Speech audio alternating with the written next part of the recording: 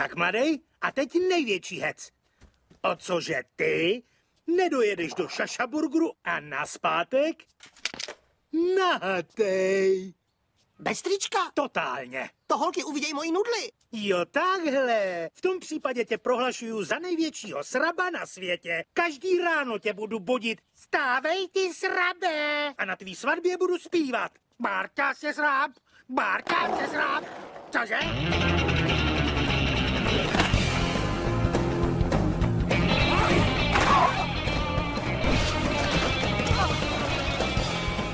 Odteď se mi líbí muži. Nedívejte se, kam ukazuju.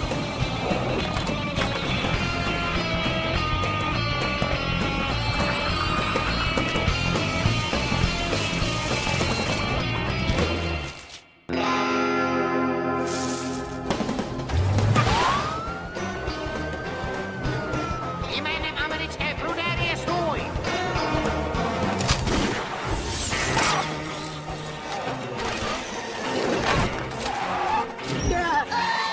Nezapomeňte před jídlem poděkovat hospodinovi za tento požehnaný penis! Požehnaný buď penis. Amen. To víš, nikdo nechodí rád oblečenej, ale zákon je zákon. Oběd. Hej, to mě tu takhle necháte? Neboj, našli jsme ti kámoše na hraní.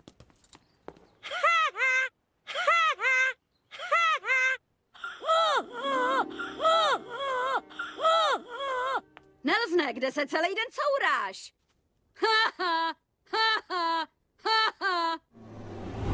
Tati! Co pak nějaký zádrhel, pánové? Řekni jim, že jsi mě vyhecoval. Jestli je to pravda, měl byste si to odskákat vy a ne váš syn. A co se mnou uděláte, jestli je to moje vina? Půjdete na hodinový kurz pro rodiče. Byl to jeho nápad, je nezvladatelný, nevím si s tím rady, je to krásl. Naschle u soudu, kluku. Tak pojď, synku, jdeme na oběd. Přinesl si mi aspoň šaty. Triko, fusekle, máš tu všechno. Zapomněl si kraťasy. Jsem snad výrobce prádla? Oh, to je nejhorší den mýho života.